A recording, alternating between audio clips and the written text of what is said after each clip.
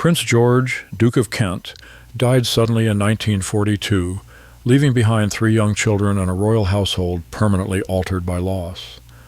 Unlike the direct heirs of the British monarchy, his children grew up just outside the spotlight, close enough to duty to be shaped by it, but distant enough to live lives that unfolded quietly over decades. One became a duke at 6 years old and spent a lifetime representing institutions few understand. One became one of the most reliable working royals of the postwar era, carrying out engagements long after public attention faded.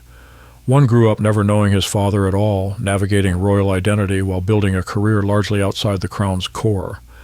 This documentary follows, in strict chronological order, what happened to Prince George's 3 children, from birth to upbringing, careers, marriages, descendants, and lasting legacy, completing each life in full before moving on to the next.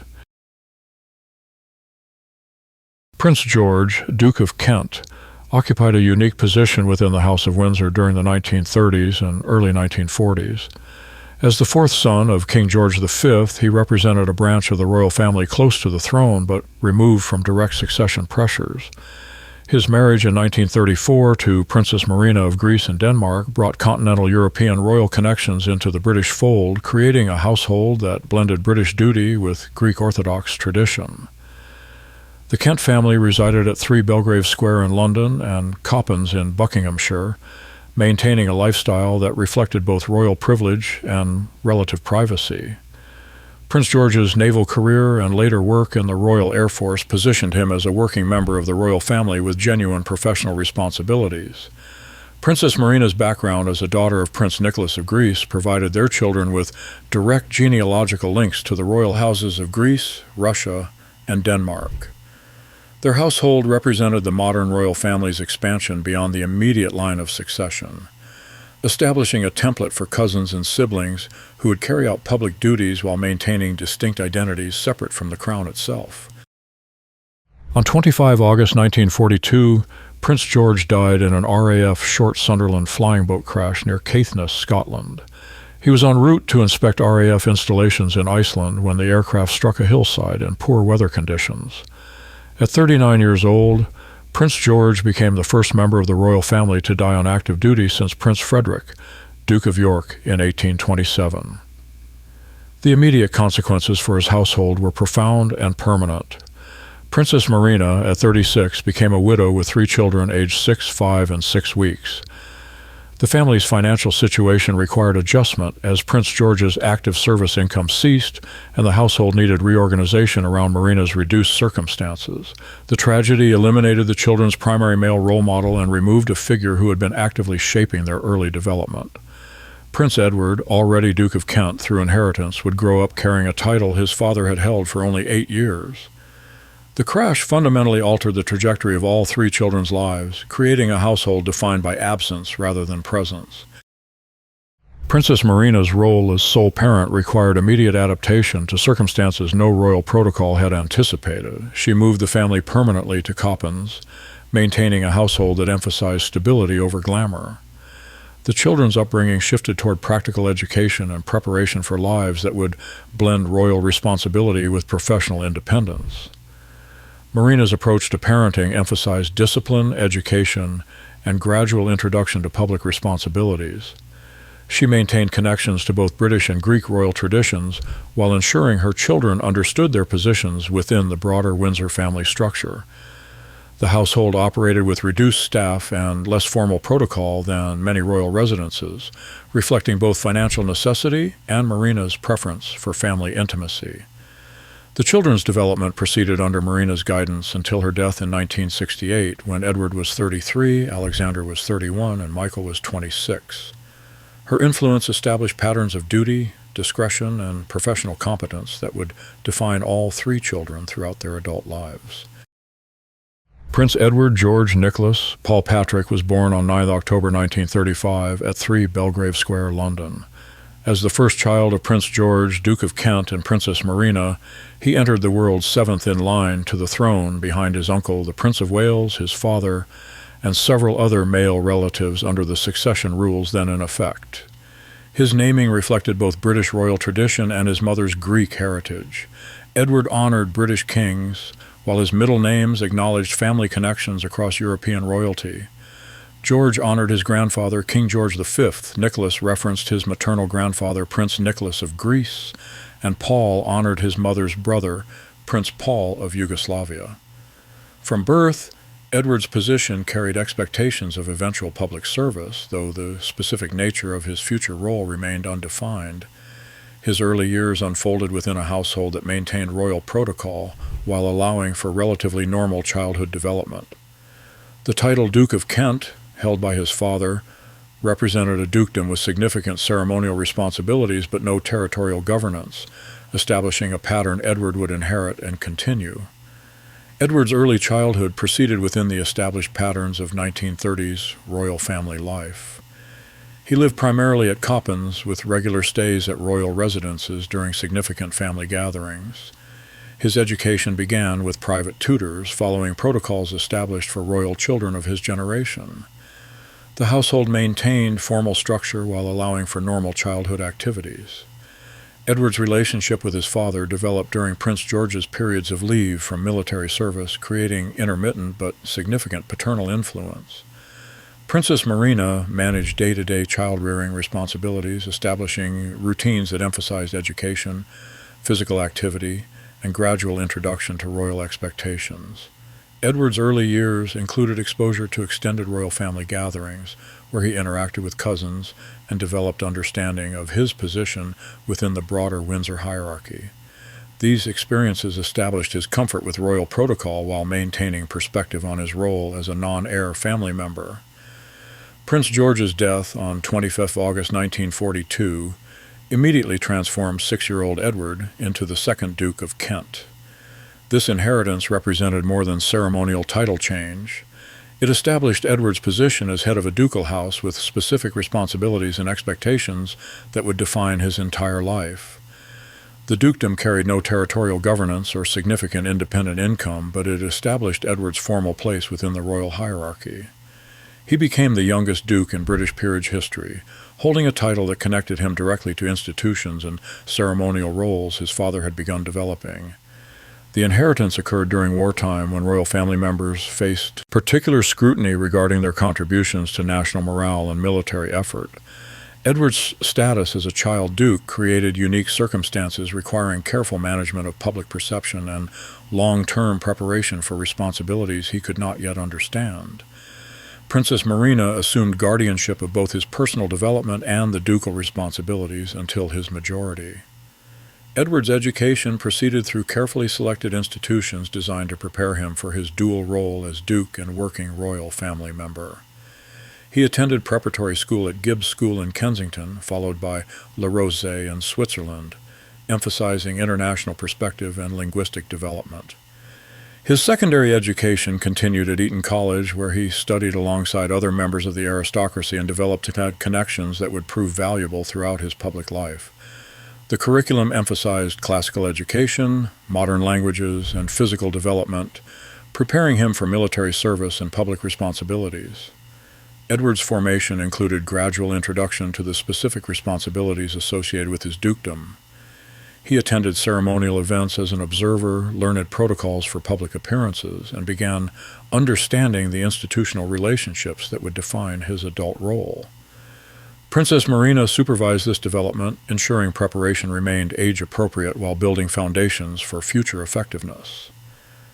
Edward entered the Royal Military Academy Sandhurst in 1955, beginning a military career that would establish his professional identity and prepare him for leadership roles within royal institutions.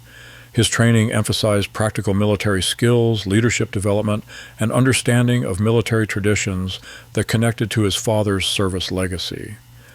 Upon graduation from Sandhurst, Edward was commissioned as a second lieutenant in the Royal Scots Greys, beginning active service that included postings to Northern Ireland, Cyprus, and Germany.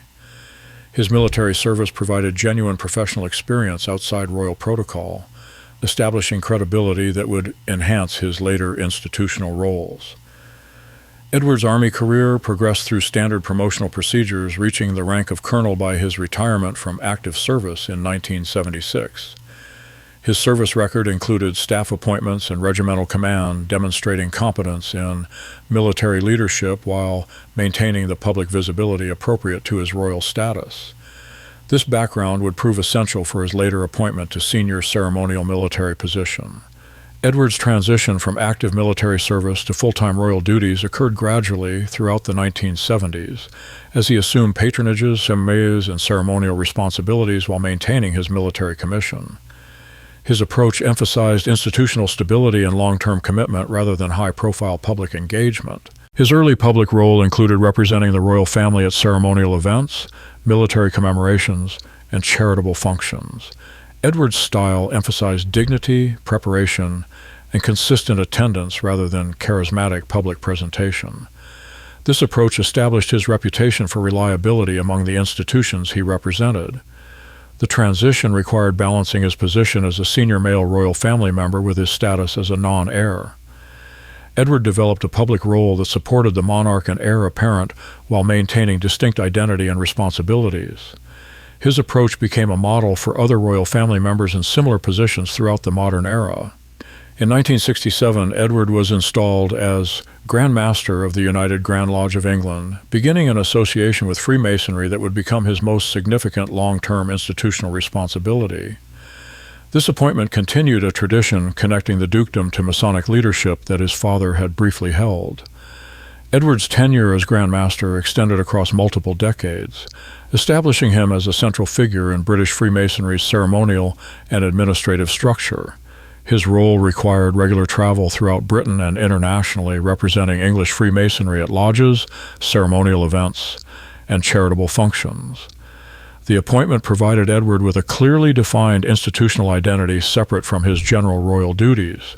His leadership of Freemasonry established expertise in ceremonial protocol, charitable administration, and international diplomatic representation that enhanced his broader royal responsibilities. The role also provided consistent public visibility and clear professional identity throughout changing royal family circumstances. Edward married Catherine Lucy Mary Worsley on 8 June 1961 at York Minster in a ceremony that balanced royal tradition with relative simplicity. Catherine, daughter of Sir William Worsley, 4th Baronet, brought Yorkshire landed gentry connections and a background in music education that complemented Edward's military and institutional focus.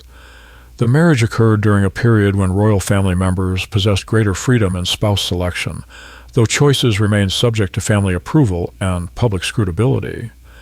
Catherine's background provided social connections within British aristocracy while maintaining distance from continental royal politics. Their relationship developed through shared interests in countryside activities, music, and charitable work. The couple established a household that emphasized privacy, professional competence, and gradual development of their children's understanding of royal responsibility. Catherine's role as Duchess of Kent would evolve to include significant charitable work and public representation, particularly in music education and healthcare. Edward and Catherine had 3 children who represent the current generation of the Kent family's continuing presence within the extended royal family structure. George Philip Nicholas, Earl of St. Andrews, was born 26 June 1962, establishing the succession line for the dukedom. Lady Helen Marina Lucy Taylor was born 28th of April 1964, followed by Lord Nicholas Charles Edward Jonathan Windsor on 25th July 1970. The family's approach to child rearing emphasized normal educational development and gradual introduction to royal responsibilities.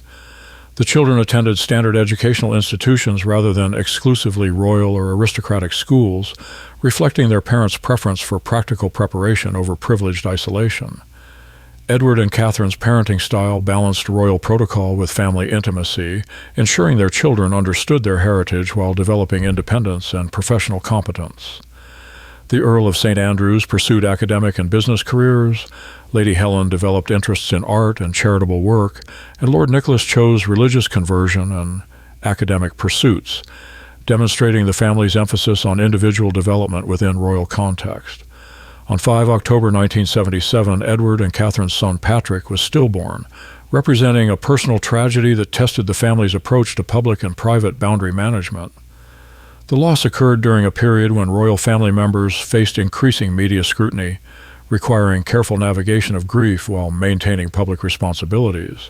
The family's handling of this tragedy demonstrated their preference for privacy and dignity over public sympathy-seeking. They announced the loss with minimal detail and continued their public engagements without extended absence or dramatic adjustment to their schedules. This approach reflected both personal coping mechanisms and understanding of appropriate royal family response to private difficulty. The tragedy strengthened family bonds and influenced their later charitable interests, particularly Catherine's involvement with healthcare institutions. The experience also established patterns for managing personal difficulty while maintaining public effectiveness that would serve the family throughout subsequent decades of changing royal family circumstances. Edward's later life has been characterized by consistent continuation of his established institutional roles and gradual adaptation to changing royal family circumstances. His tenure as Grand Master of Freemasonry continued into the 21st century, establishing him as one of the longest-serving holders of that position in modern history.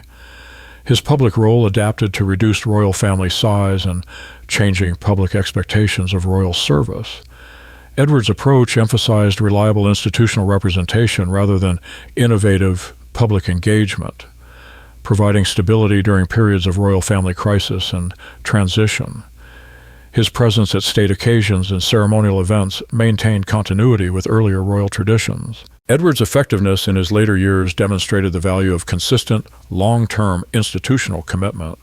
His reputation for preparation, punctuality, and appropriate ceremonial behavior made him a valuable representative for occasions requiring royal presence but not direct monarch or heir involvement. This role became increasingly important as the royal family structure evolved throughout the late 20th and early 21st centuries. Edward's legacy as Duke of Kent represents successful adaptation to the role of senior royal family member without direct succession responsibilities. His 60-plus year tenure in the title created stability and institutional memory that spans multiple generations of royal family change. His approach to the dukedom established a model for other royal family members in similar positions, emphasizing consistent service, institutional loyalty, and appropriate public behavior, rather than celebrity or personal aggrandizement. Edward's style influenced broader royal family evolution toward professional competence and charitable focus. The dukedom's future remains secured through the Earl of St. Andrews, ensuring continuation of the title and its associated responsibilities into another generation. Edward's stewardship of the title demonstrated how secondary royal positions could maintain relevance and effectiveness across changing social and political circumstances, providing a template for sustainable royal family participation in modern democratic society. Princess Alexandra Helen Elizabeth Olga Christabel was born on 25 December 1936 at 3 Belgrave Square, London, making her arrival a Christmas Day event that drew particular public attention and affection. Her birth established her as the only daughter of Prince George and Princess Marina, creating expectations for her eventual role that differed significantly from those facing her brothers. Her naming reflected the complex genealogical heritage of her parents' marriage. Alexandra honored both British and Russian royal traditions. Helen referenced Greek mythology through her mother's heritage. Elizabeth paid tribute to British royal precedent. Olga acknowledged Russian royal connections, and Christabel marked her Christmas birth timing. Alexandra's position at birth placed her 8th in line to the throne under the male preference succession rules then in effect. Her status as the only daughter in her generation of the Kent family established particular expectations for her future role in royal ceremonial and charitable activities, following patterns established by previous royal women in comparable positions. Alexandra's early childhood unfolded within the same privileged but structured environment as her older brother Edward. Her development proceeded under Princess Marina's careful supervision, with emphasis on education, deportment, and gradual introduction to royal expectations appropriate for young women of her generation. The death of Prince George in August 1942, when Alexandra was 5 years old, removed the primary male influence from her formative years. Unlike her older brother, who retained some memory of their father, Alexandra's character development occurred almost entirely under Princess Marina's guidance, creating a particularly close mother-daughter relationship that would influence her entire life. Alexandra's early loss shaped her approach to family relationships and public responsibility. Her adaptation to her father's absence demonstrated resilience that would characterize her later public role, while her close relationship with Princess Marina established patterns of duty and composure that would define her adult royal service. Alexandra's education reflected Princess Marina's commitment to preparing her daughter for a public role that would require both intellectual competence and social grace.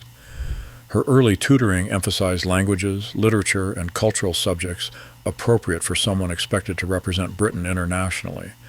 Her formal education included attendance at Heathfield School in Ascot, where she studied alongside other daughters of aristocratic families. The curriculum emphasized academic achievement while providing social preparation for adult roles within British high society. Alexandra's academic performance demonstrated intelligence and application that would serve her well in later charitable and ceremonial responsibilities.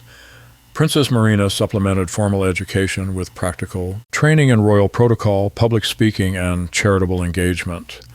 Alexandra learned to manage public appearances, conduct herself appropriately at ceremonial events, and understand the expectations placed upon royal women in public service. This preparation proved essential for her later effectiveness as a working member of the royal family.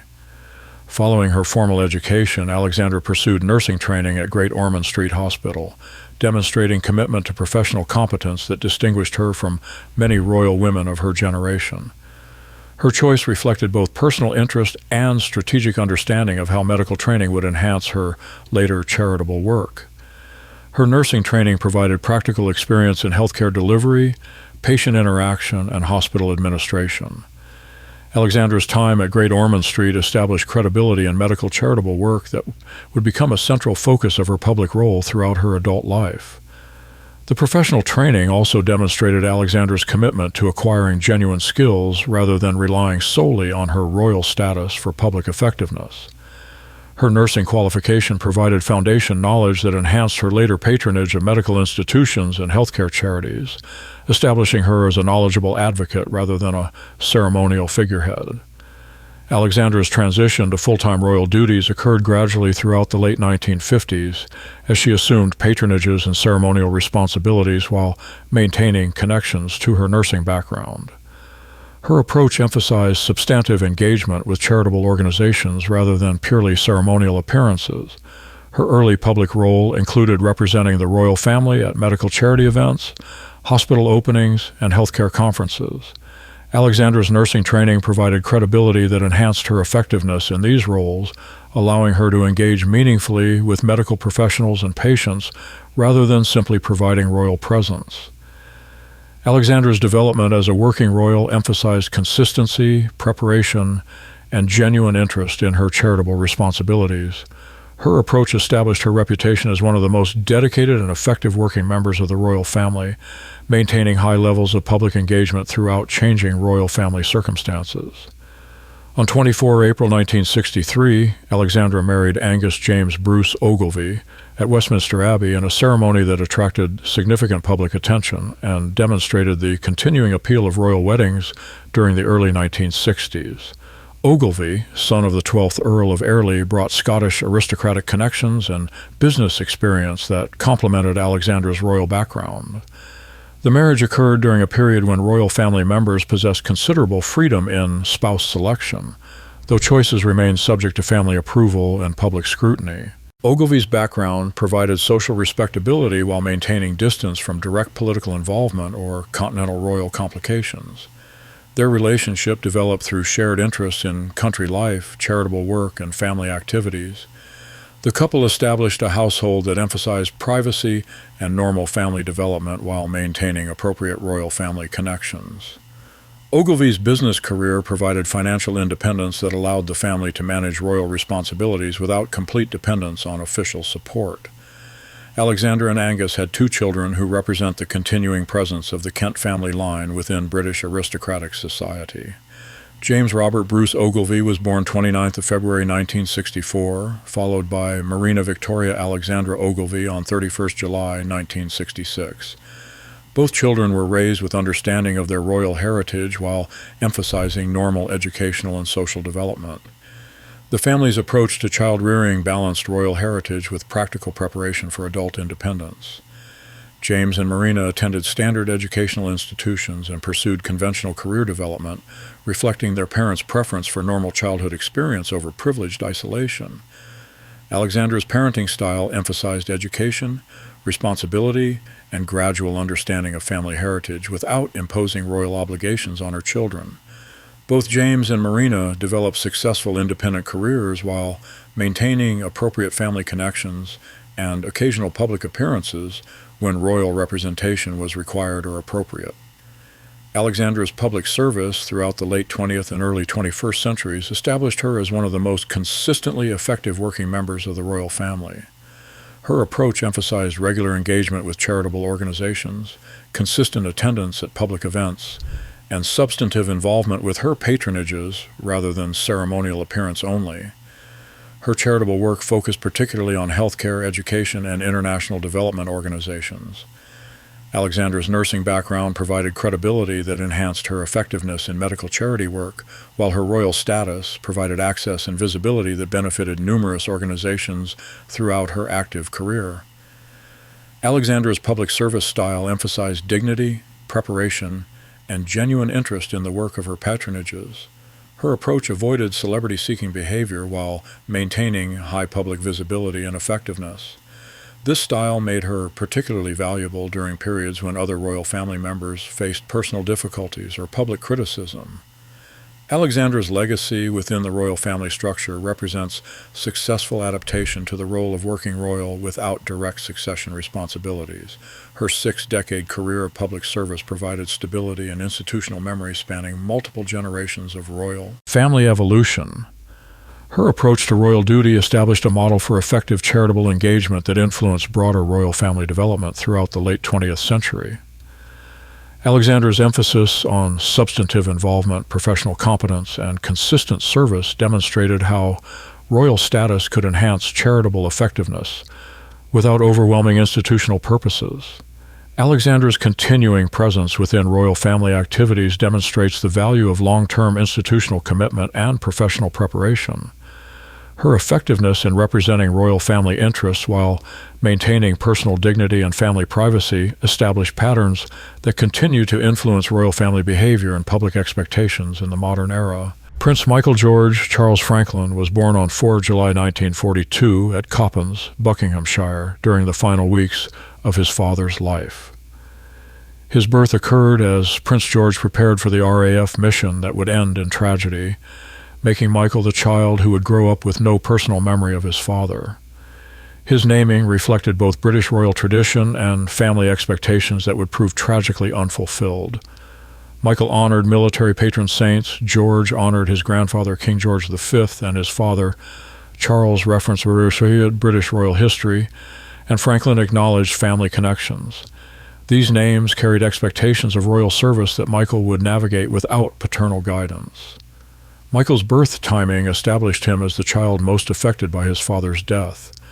While his siblings retained some memory of Prince George, Michael would develop his understanding of his father entirely through family stories, photographs, and the legacy of expectations that Prince George's early death had left unfulfilled.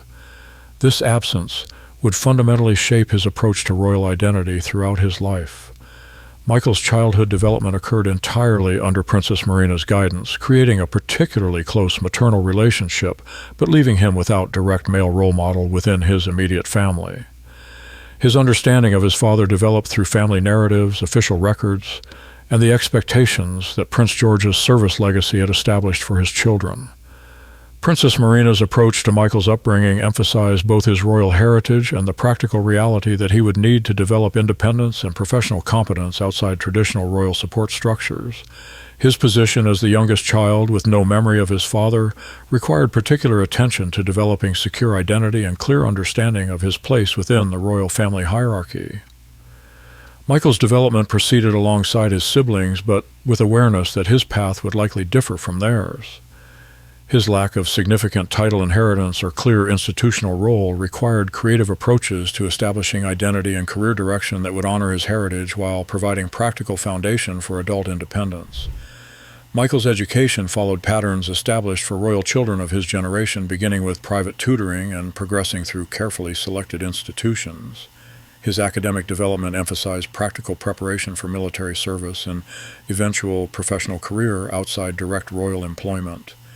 He attended Sunningdale School and Eton College, where his education included classical curriculum, modern languages, and physical development appropriate for someone expected to pursue military service.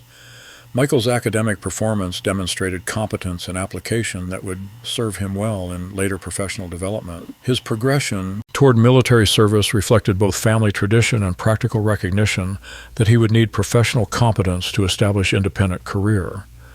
Michael's preparation for military service included understanding that his royal status would require careful management to avoid accusations of privilege, while ensuring his service contribution remained substantive and appropriate.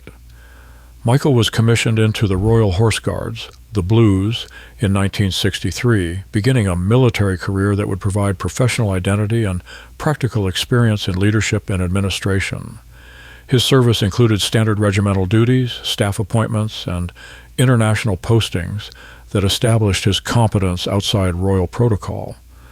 His military career progressed through normal promotional procedures, reaching the rank of major before retiring from active service in 1981.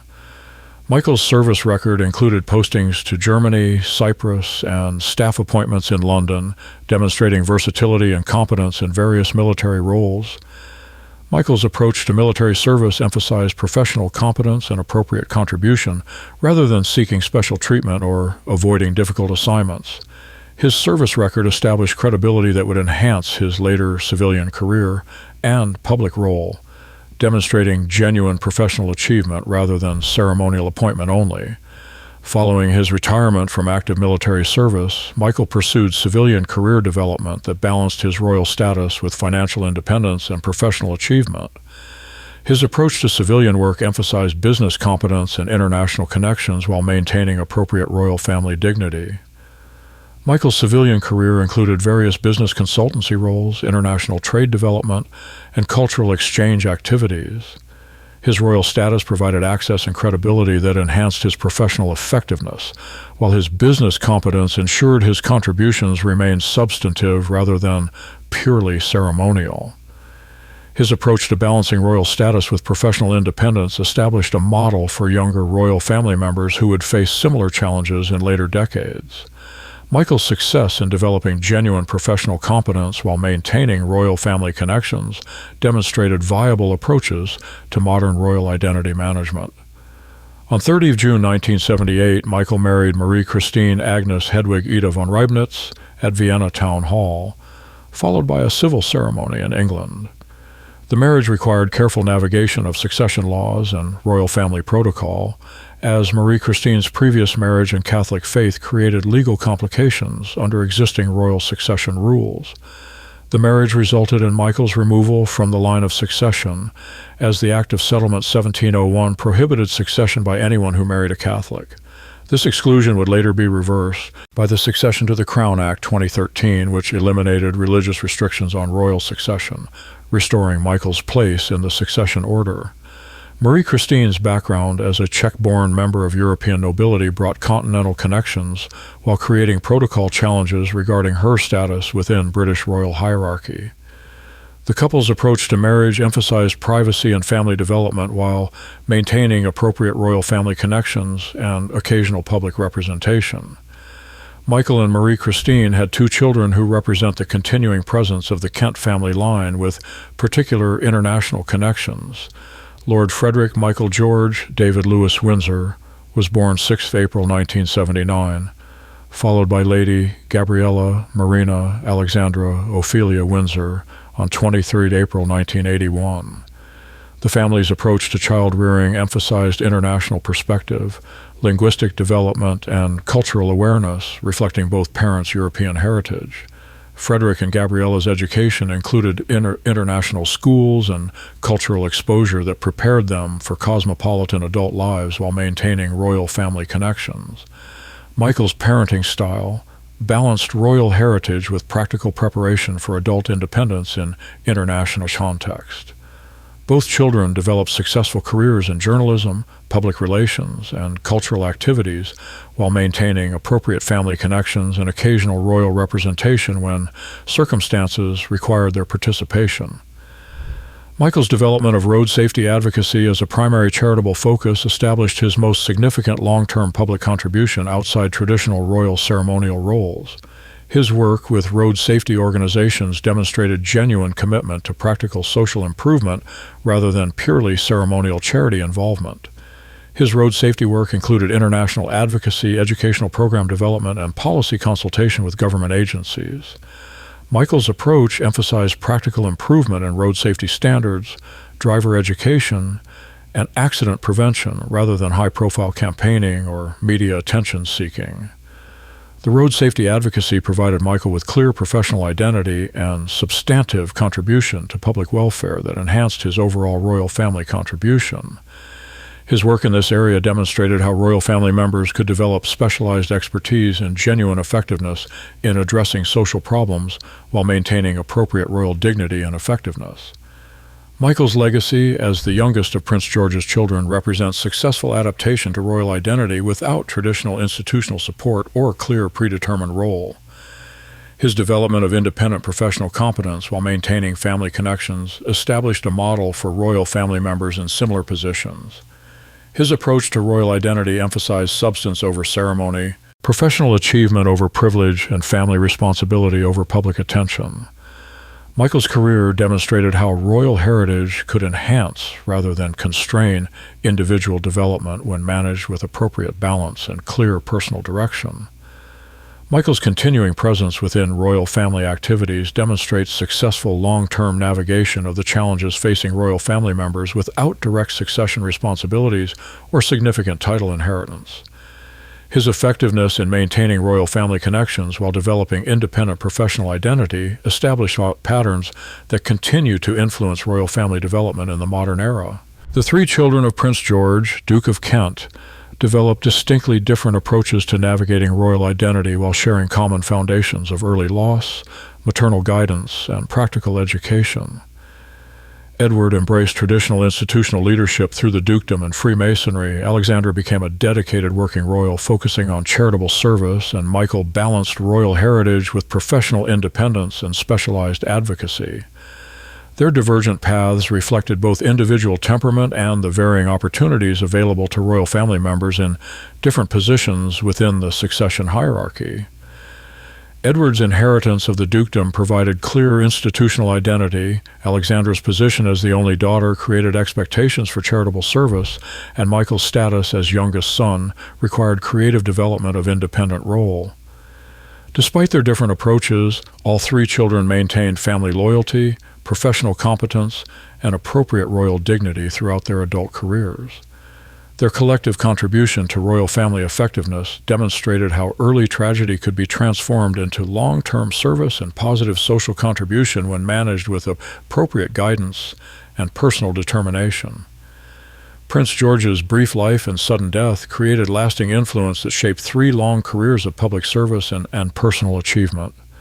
His children's development demonstrated how early loss could motivate rather than diminish commitment to family legacy and social contribution. The Kent children's collective contribution to royal family effectiveness throughout the second half of the 20th century and into the 21st century established them as significant figures in modern royal family evolution. Their emphasis on professional competence, charitable effectiveness, and appropriate public behavior influenced broader royal family development during periods of social change and institutional adaptation.